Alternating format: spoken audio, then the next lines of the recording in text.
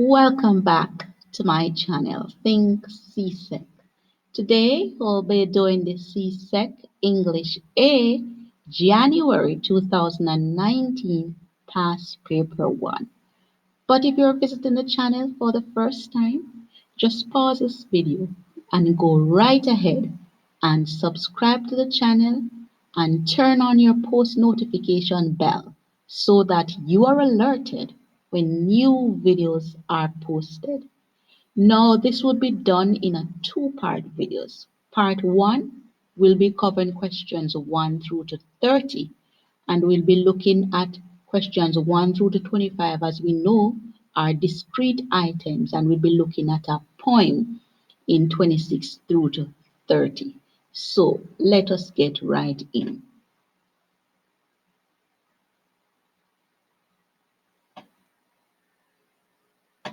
Here it says, the instruction says, items 1 through to 5. The instruction says each sentence in this section has one underlined word or phrase. Choose the word or phrase that is closest to opposite in meaning to the underlined word. So here we're looking at our antonyms. So the first question says, the distinguished actor avoided the press whenever he was on holidays. Or answer options, is it A, praised, B, attacked, C, contacted, or D, interviewed? So remember, we're looking at the opposite. Now, when you think of the word avoided, we know the word avoided means to keep away from or refrain from. So let's look at the word praise. We know praise means to commend or to admire someone. The word attack means to assault or to show aggression. C, contacted, means that you get in touch with someone. And interviewed means that you have a discussion, a dialogue. So looking at the word avoided, the opposite of avoided would be C, contacted. So our answer would be C. Let's go on to question number 2. There was a decline in airplane travel after that incident. Our answer options are A, increase, B, upheaval, C, decrease, or D, fluctuation. Now, when you think of the word decline, the word decline means that you reject something, you refused it. The word upheaval, it means that it's you're confused. Upheaval means confusion or disturbance. C, decrease, means to reduce or to shrink. And fluctuation means rise and fall. Now, thinking of the word decline, which means to refuse, to reject, or to decrease, we know that the opposite of that would be to increase. So our answer would be A. Let's go on to question number 3. Paul's attitude to visiting the cave was one of indifference. Our answer options are A, hostility, B, boredom, C, enthusiasm, D, amusement. Now, the word indifference, it means that you lack interest, lack of interest or attention. You're unconcerned. Let's look at A, hostility. Now, hostility means aggression. What about boredom? Dullness. Enthusiasm. It means that you have an interest, a passion. D, amusement. Well, amusement means like fun or you're delighted. Now, looking at the word indifference, having understand the meaning, then our answer or opposite of that would be C, enthusiasm. Let's go on to number 4. It says, being friendly and helpful is characteristic of most persons from that area of the country. A, unworthy of. B, uncommon in. C, unnecessary for. D, unreasonable of. Now, characteristic of. That carry the thought of beings that you have an individuality. You're dis, of a distinction. You're different. You're unique. A uniqueness about you. No, unworthy of means that you're not good enough. What about uncommon? Uncommon means that you're unusual. It means scarce. What about unreasonable? Now we know that unreasonable means that the person is difficult to deal with. The person is unfair. So looking at it, thinking of the word characteristic of means that uniqueness or individuality. Then the opposite of that would be uncommon. In. That's the answer. Let's move on to question number 5. It says, many teenagers and even some parents do not agree with the amount of restrictiveness in today's society. A, goodness. B, selfishness. C, permissiveness. Or D, competitiveness. Now, we know the word restrictiveness. What comes to your mind when you hear that word? Well, restrictive means that you're confined. You're confined or you're limited. No, goodness means kindness. Selfishness means that a person is self centered. And permissiveness means tolerable. You're giving the person consent. And competitiveness, as we know, you're ready for action. Now, thinking of what restrictive means that you're limited, you're confined, then the opposite of that would be C, permissiveness.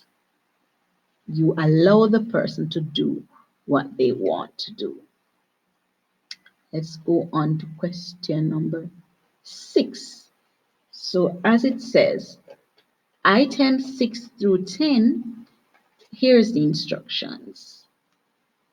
And we're going to look at misspelled words, error recognition.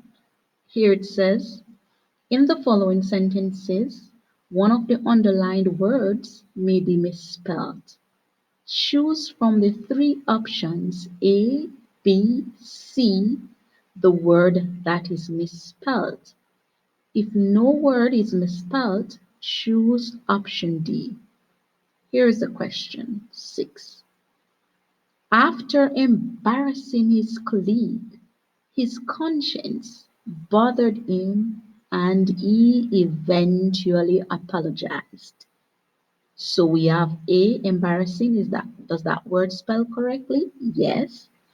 Colleague? Yes. Conscience. Okay, that's where the error is. That word is misspelled. We know conscience is spelled Conscience. So that's the error. C is our answer. Let's go on to question number 7. It is my privilege to give you some information concerning proper nutrition. Is it A? Is that word privilege spelled correctly? Yes. Is it information? B? That word is spelled correctly. Let's look at nutrition at C. That word is correctly. So there's no error in this question. So our answer is D. Let's go on to number 8. It says, whenever there is a food crisis, the people always experience shortages of basic necessities. Let's look at the word crisis. A, we see an error there. We notice the question says when there is a food. So that is singular. So crisis should be spelled Crisis. That is the correct spelling. Crises is the plural verb. So we realize that there's an error. The context of the sentence is singular. So A, that's the word that is misspelled, crisis. It should be spelled Crisis. Let's move on to number 9. It says, the nurses were allotted separate quarters because the main building did not have enough rooms for them. Let's look at the word allotted. That's spelled correctly. Look at B, separate. Oh, that's where the error is. We know separate is spelled Separate.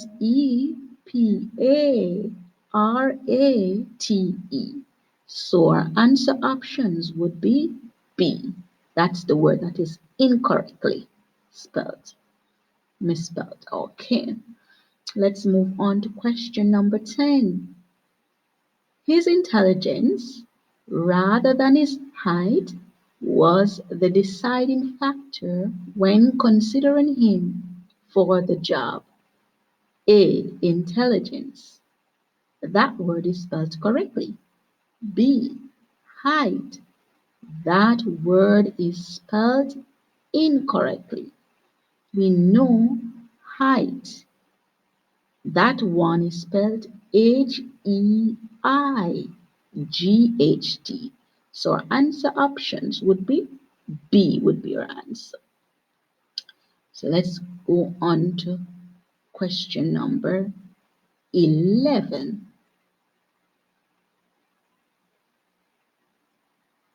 Here this section,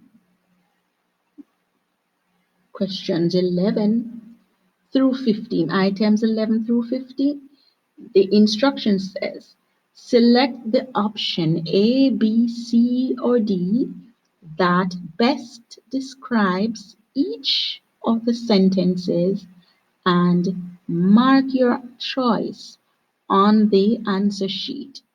The options may be used once, more than once, or not at all.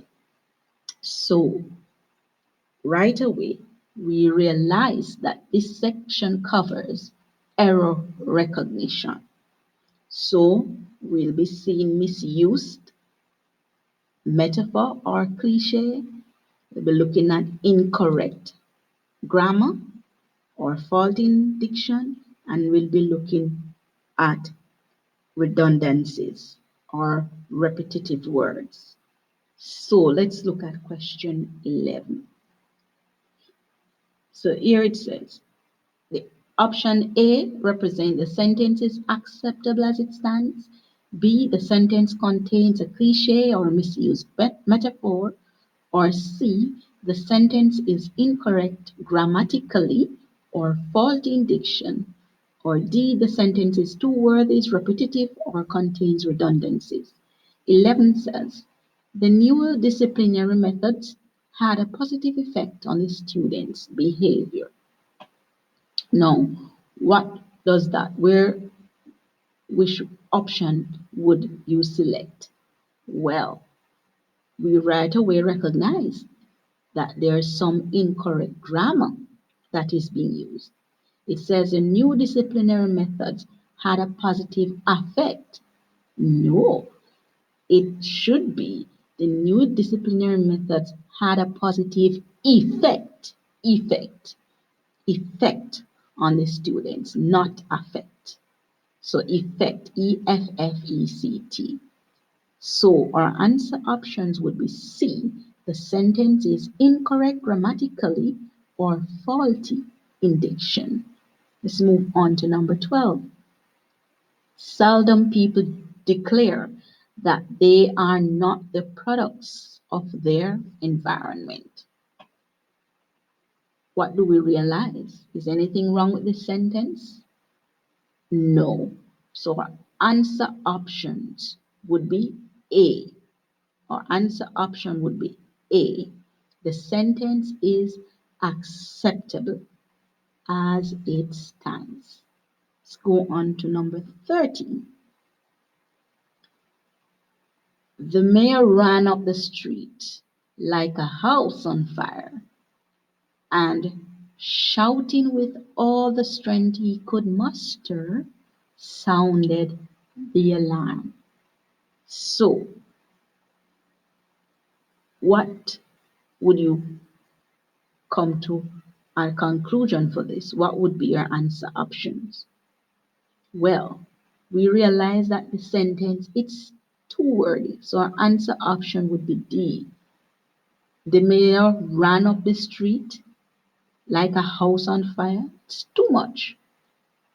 And shouted with all the strength. That is too wordy. So we realize that our answer option would be D.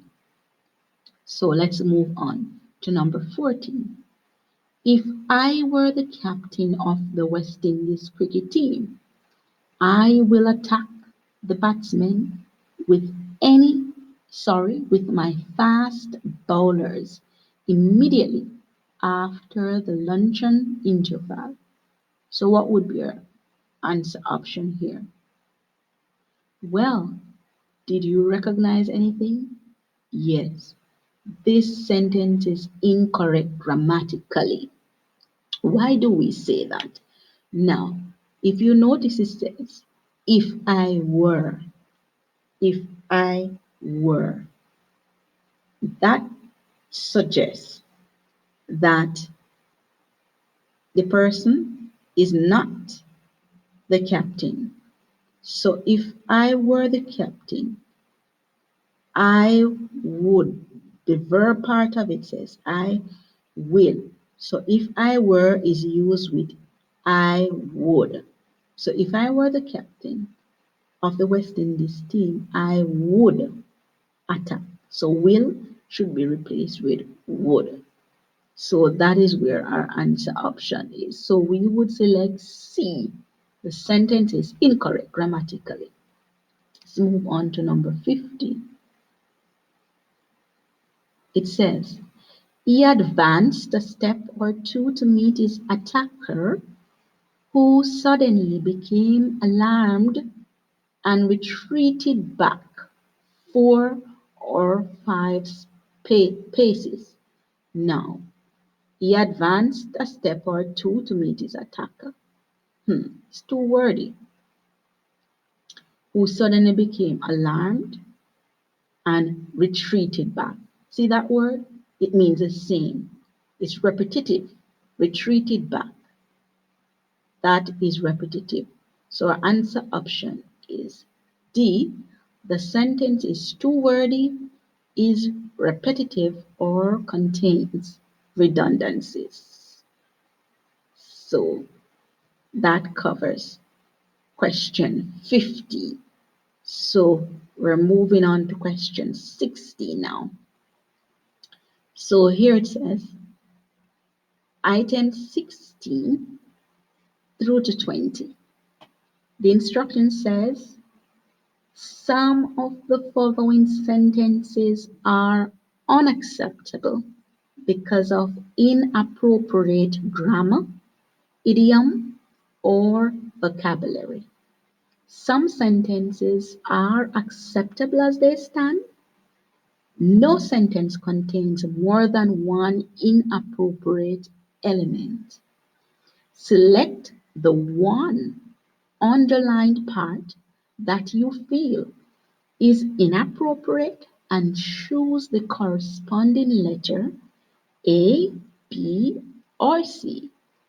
If the sentence is acceptable as it stands, choose D. All right.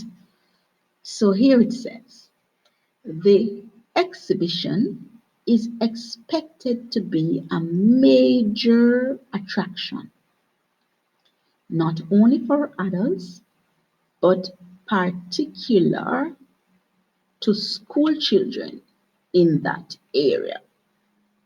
So A is expected to be, B not only, C particular, and then we have D no error. Now, as we realize that we have some conjunctions that are used, but in addition to the conjunctions, we notice that the relationship, in order to make the relationship between words or groups of words especially strong, we notice that the use of correlative conjunction is used. And what do we mean by that? For example, when you hear the word either, it is always associated with or, neither with nor, and both and, right? So we know, and then we have another one, not only with, but also. So we notice that not only is used in the sentence, so nothing is wrong with A, B, but when we look at C, it says, but particular, to school. So that word particular, it should be also. So the question should read, the exhibition is expected to be a major attraction, not only for adults, but also to school children in that area. So C is our answer. Let's go on to 17. It says, in a house for Mr. Biswas, now Paul shows that how a man may struggle against great odds to achieve those things that he most desires. A says that and how, B against, C those things, and D no error. Now, we know that our answer, notice A, that, and how. No, we know that when we are using the word that, it is really referred to people or things. Always usually a question that is stated.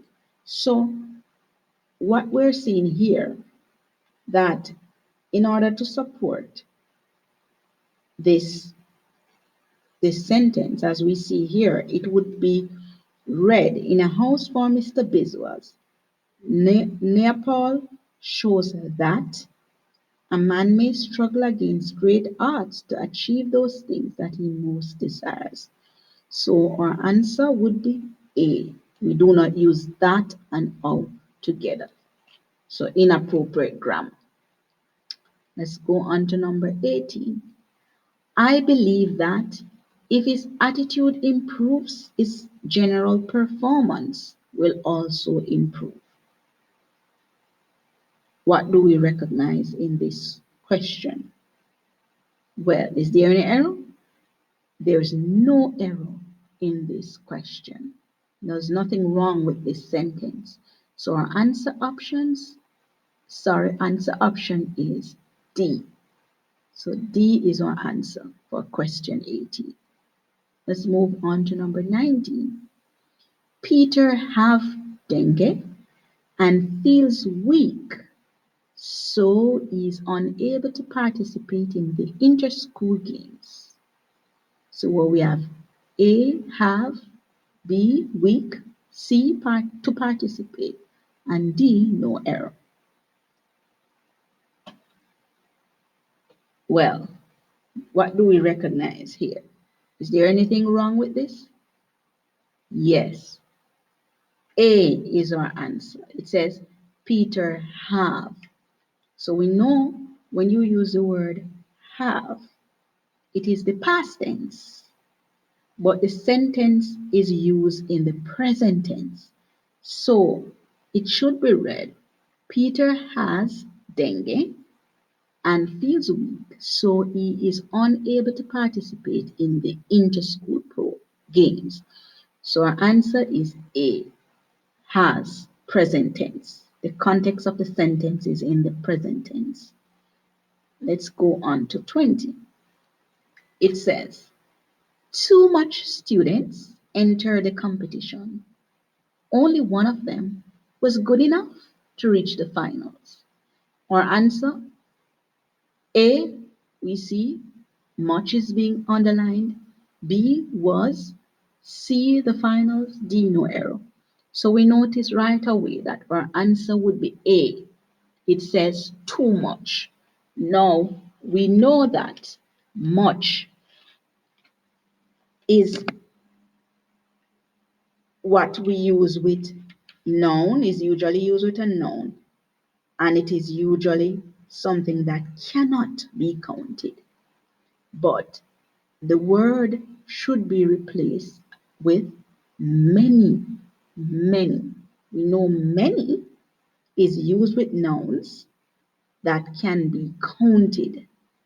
So the question should be read, too many students. Many, a number, countable.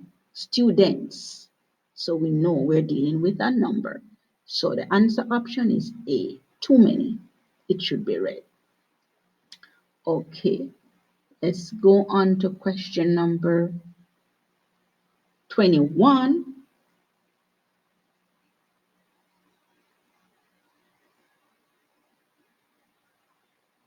through to 25. Here the instruction says, each sentence, items 21 through 25, each sentence has either one or two words missing. Choose from the four options the word or pair of words which best completes the meaning of the sentence. So we're going to choose the best word. Sentence completion in this section. So here we go.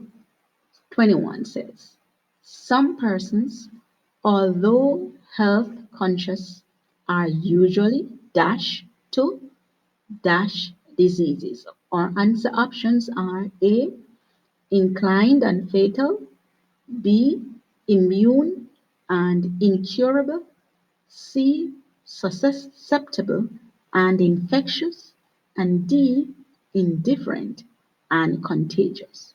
So we know health conscious. Those words jumped out at us. And diseases. No, let's look at our answer options. It says A, some persons, although health conscious, are usually inclined. Well, we know the word inclined means that you're prone or liable to. And we know fatal, deadly. So we know that is not. We know that is not the answer. Let's look at B, immune. No, immune means resistant or you're being protected. And incurable means that it is permanently or untreatable.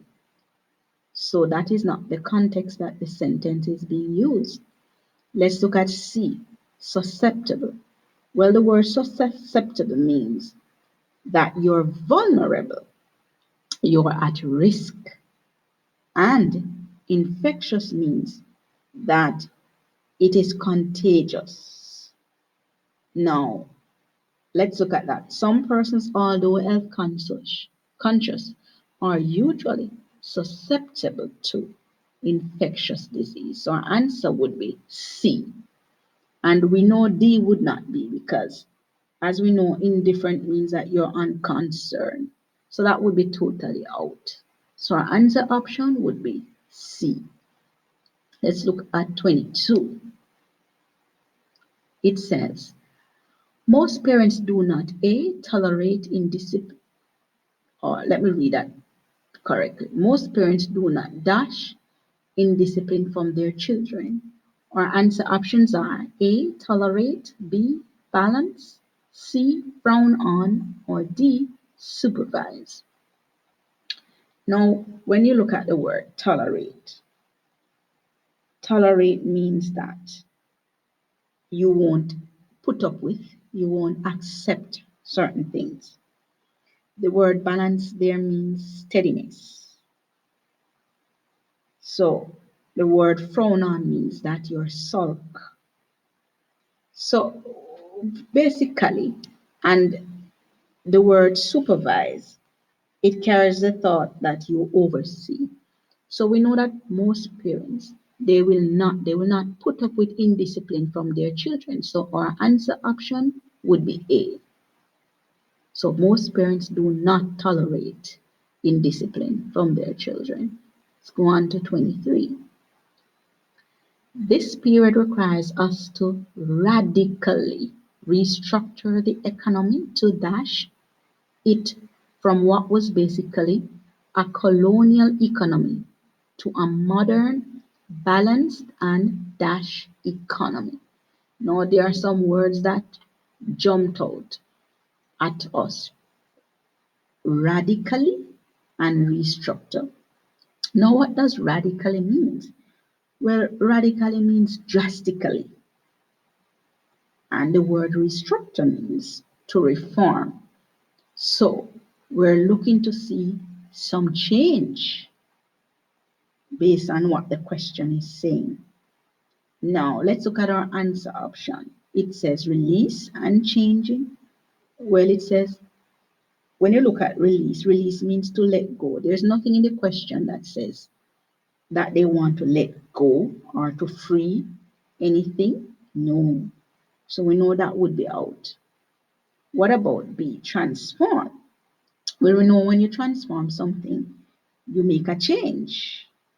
You make a change. And diversified means that you are going to expand. So that in itself sounds like it, because radical, we know drastically, and restructure means to reform or to bring about some changes. So the question should be read, this period requires us to radically restructure the economy to transform it from what was basically. So you're making the change now from what it was, and then you're going to make the changes to what it should be. So, so transform it from what was basically a colonial economy to a modern, balanced, and diversified, a more broader economy. You're expanding the economy, changing it to something better. So our answer would be B. That we'd select it right away. What would be our answer option? Okay, let's move on to 24. It says, the lawyer gave his client some good dash about taxes.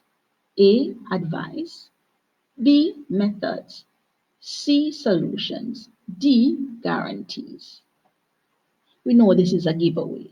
The lawyer gave his client some good advice.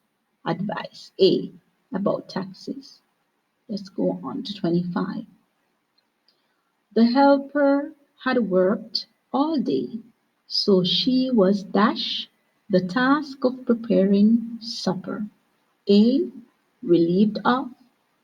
B, deprived of. C, barred from. Or D, hindered from. We know the helper had worked all day, so she was relieved of the task of preparing supper. So answer option, we discover that A, relieved of. Let's move on to our final section of part 1, items 26 through to 30.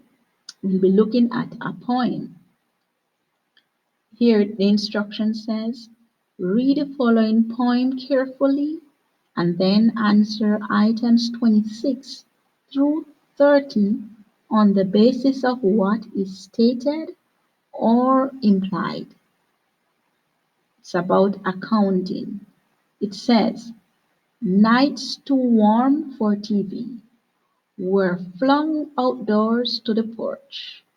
Citronella candles scenting the space between us, our faces aglow in gold light. She crowds the card table with coin banks, an abacus, $5 and $10 rolling paper, our tidy ledger. I count, line the coins in neat rows. The abacus clicking out our worth. How much can we save? Stack up against the seasons, winter coming. Her tightly braided hair turning white. Her hands quick, fill on the paper casings like homemade sausage. There's money in the bank downtown, but this we'll keep at home, buried in jars beneath the house. The crawl space filling up, packed solid as any foundation. Okay, let's look at our questions now.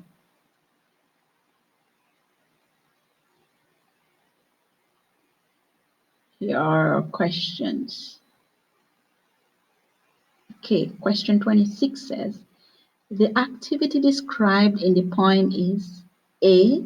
Playing cards, B. Counting money, C. Making sausages, D. Viewing television. We know let's look at it.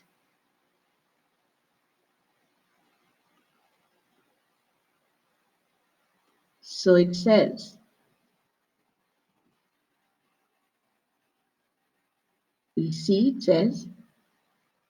see she crowds the card table with coin banks and abacus, $5 and $10 rolling paper. So we hear the word coins. So right away we discover that B would be our answer, counting money. So the activity that is described in the poem is B, counting money. Let's look at 27. Which of the following words best describes she in the poem? A, thrifty, B, moody, C, mercenary, or D, extravagant. We know, let's look at it.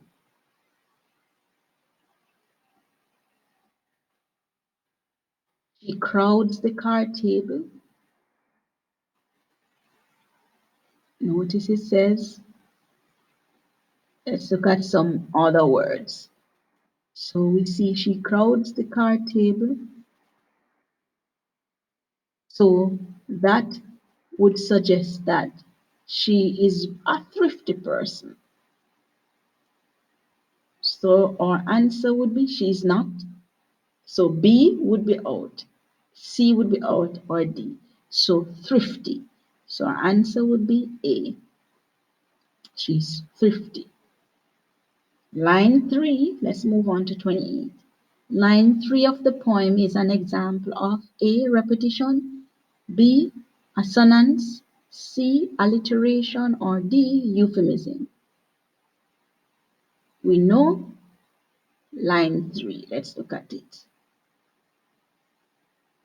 It says, citronella candles scenting the pace. So right away, we know that is C, alliteration. So our answer is C for 28.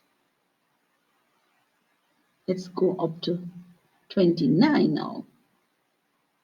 It says, the comparison between the paper casings and homemade sausage, lines 14 through 15, is a reference to A. Shape, B. Color, C. Weight, D. Quantity. So let's look at lines 14.